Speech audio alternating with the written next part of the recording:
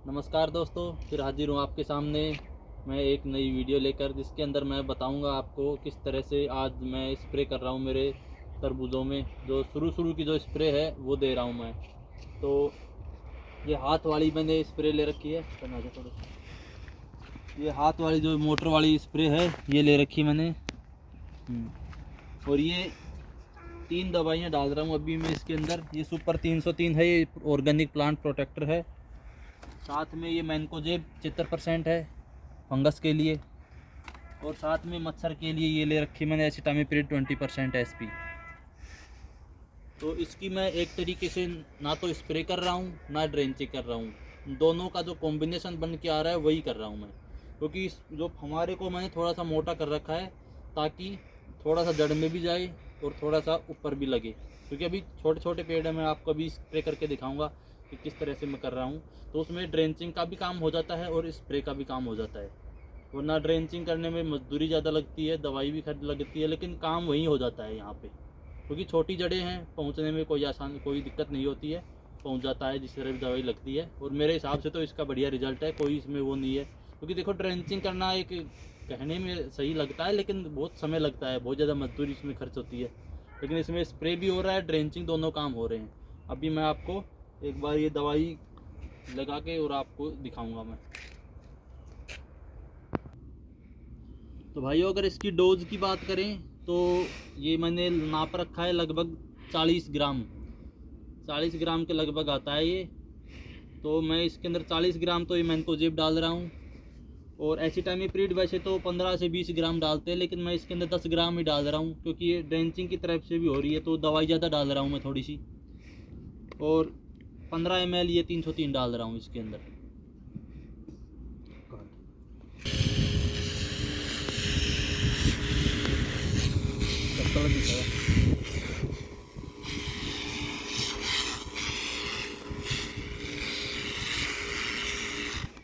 तो भाइयों, इस तरह से मैं आपको बता रहा था कि इधर इधर कैमरा ले,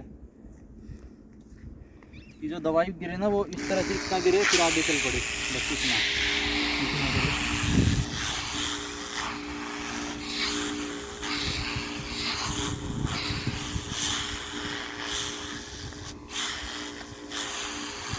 थोड़ा लाया चिंता लगे।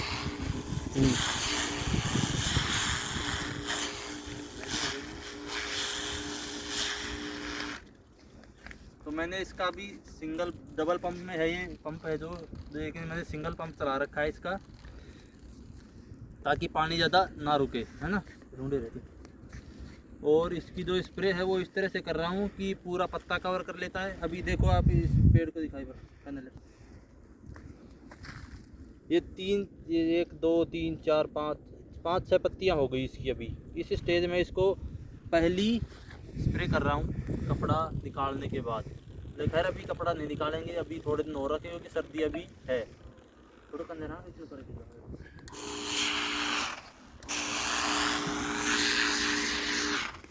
बंद कर चालू। तो भाइयों, ये पहली स्प्रे तो हम इससे कर रहे हैं, और दूसरी जो स्प्रे करेंगे वो बड़ी वाली टंकी से ही करेंगे। क्योंकि जब तक जो ये है थोड़ी लंबी हो जाएगी बेल, तो दूसरी टंकी से ही करेंगे। बड़ी वाली जो टंकी आती है ट्रैक्टर से करते हैं, पहली स्प्रे इसी से करते हैं। और इसी से बढ़िया रहती, दवाई की भी बचत होती है उसमें, और अपने जो मजदूरी लगती है वो भी, दवाई ख़राब ज़्यादा जाती है उसके अंदर। और भाइयों, इसका जो खर्चा आता है वो भी कम आता है, दवाइयों का समझ लो या फिर डीजल का समझ लो। तो भाइयों, वैसे तो स्प्रे की कई तो शेड्यूल रखते हैं कि भाई पहला स्प्रे कैसा हो, दूसरा स्प्रे कैसा हो, तीसरा स्प्रे कैसा, किस तरह कौन सी दवाइयाँ आती हैं।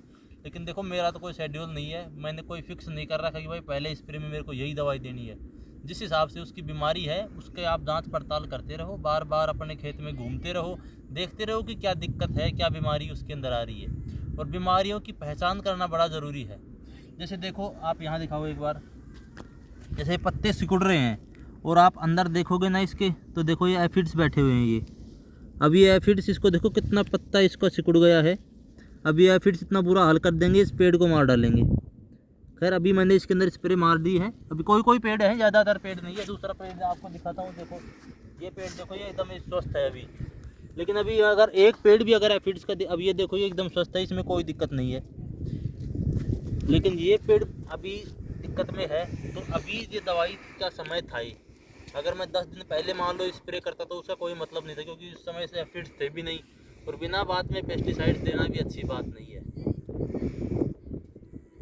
और दूसरी बात, इसका जो ये खरपतवार है ये भी समय से निकलती रही तो भी अच्छी बात है, क्योंकि देखो ये कोई दूसरी खरपतवार है, इसके अंदर भी मोआ लग रहा है। ये अब ये मोआ है, ये जाके इसमें चिपकेगा, तो इसको भी हम साथ साथ देखो वहाँ लगा रखा है, तो वो भी उसी का काम चल रहा है, उसी को निकाल रहे हैं। जो ये सारा खरपतवार है ये सारा निकल जाएगा तो फसल स्वस्थ रहेगी, क्योंकि जो कीड़े मच्छर हैं ज़्यादातर तो इसे से आते हैं, खरपतवार से ही आते हैं। तो हम जिस हिसाब से जो भी रोग होता है उसी हिसाब से दवाई आप चेंज कर सकते हो। और दवाइयों की बात करें कि किससे पूछें, तो आजकल तो ऐसा ट्रेंड भी हो चुका है कि जो कंपनियों के जो डीलर होते हैं, जो वैसे जो खेतों में घूमते रहते हैं, वो आते हैं खेत में, देखेंगे छोटा मोटा भी कोई रोग होगा तो भी बड़े बड़े पर्चे बना के चल देते दवाई के।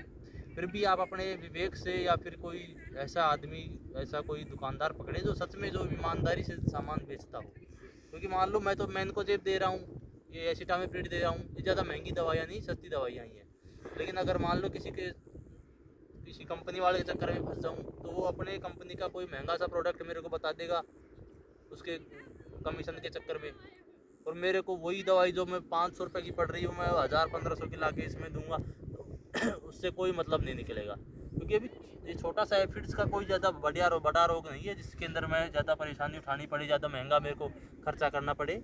लेकिन थोड़ा बहुत खर्चे में जो दवाई आती है वो सिंपल दवाई अगर अपन टाइम से देते रहेंगे तो अपने को महंगी दवाई देने की ज़रूरत ही भी नहीं है। इसके अंदर शायद 2 या फिर 3 स्प्रे होंगे शायद मेरे हिसाब से इसके अंदर, कोई रोग अगर बड़ा नहीं आ पाया तो।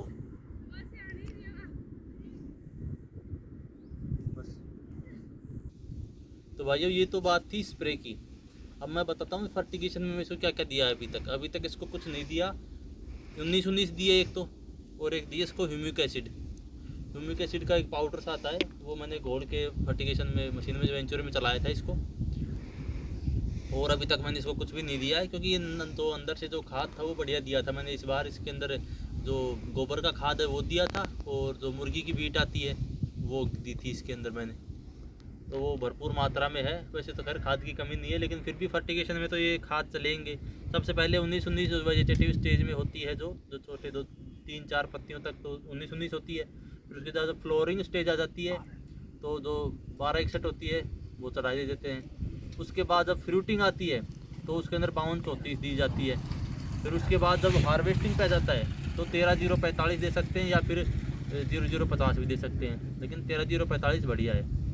इसके अंदर अपन ये तो हो गई NPK जो आते हैं उनकी सीरीज। इस तरह से ये कंपनियों ने डिज़ाइन कर रखा है। 19 बाद में 12-61 बाद में 52-34, और उसके बाद हो गई ये 13-0-45, उसमें पोटाश वगैरह आता है। और बीच बीच में हम यूरिया भी देते रहते हैं, ज़रूरत पड़ेगी तो एनर्जी जो कैल्शियम नाइट्रेट होता है वो भी चलाते रहते हैं समय अनुसार।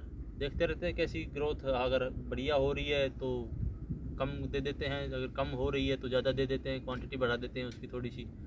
और NPK की बात करें तो लगभग 2 से 2.5 kg ये हम बीघा के हिसाब से देते हैं इसको, 2.5 kg के लगभग 1 बीघा का NPK। और जो यूरिया है वो लगभग 5 kg देते हैं हम।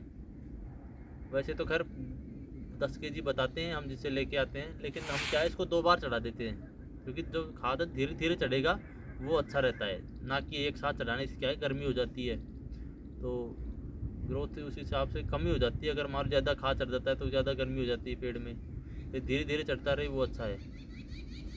तो यही था भाइयों आज की वीडियो में। चलो तो फिर मिलते हैं आपको एक बाद में नई वीडियो फिर बनाएंगे, जब थोड़े से और बड़े फ्लावरिंग स्टेज पे हो जाएगी तब एक और स्प्रे करेंगे, तब बताएंगे आपको कुछ। ठीक है भाइयों, धन्यवाद।